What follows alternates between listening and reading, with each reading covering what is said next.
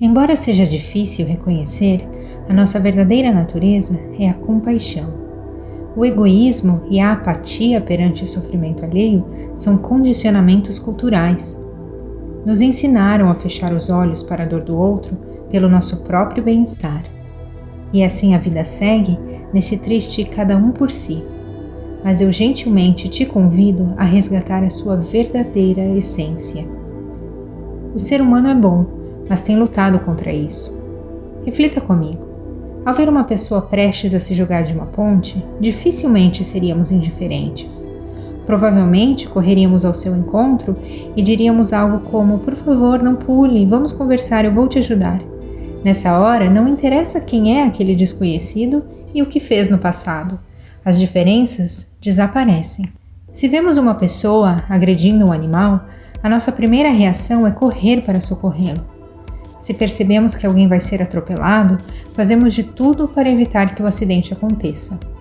Nós fazemos isso mesmo sem ter nenhuma relação com aquela pessoa ou aquele animal. E sabe por quê? Porque a nossa verdadeira natureza é a compaixão. Existe uma visão ingênua de que saímos ganhando se agimos de forma egocêntrica. Mero engano. A solidariedade é uma vantagem evolutiva observada em todo canto na natureza. O apoio mútuo entre indivíduos da mesma espécie ou entre espécies diferentes nos ajuda a prosperar e ir mais longe. Quando insistimos em migrar do modo cooperação para o modo egoísmo, a vida se torna mais difícil, mesmo quando parece o contrário.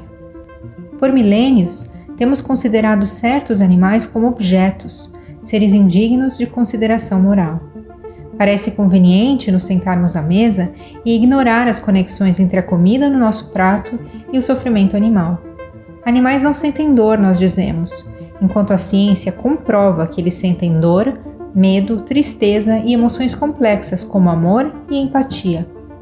Os animais são bem tratados nas fazendas, nós dizemos, enquanto bezerros recém-nascidos são separados de suas mães para podermos tomar o seu leite. E assim seguimos cultivando a violência e o descaso em cada refeição.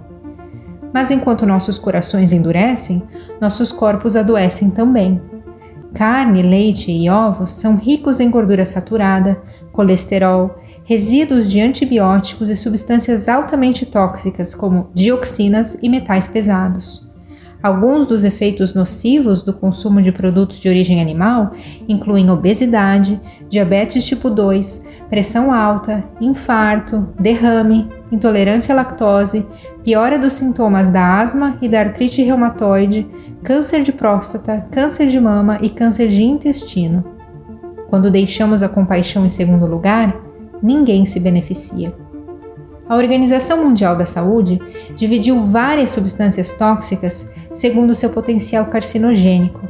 A lista inclui carnes processadas no grupo 1, o grupo mais tóxico. Para você ter uma ideia do perigo, ao lado de carnes processadas estão amianto e tabaco. Para quem não está familiarizado com o termo, amianto são minerais silicatos que, quando inalados, agridem o sistema respiratório e podem levar à morte.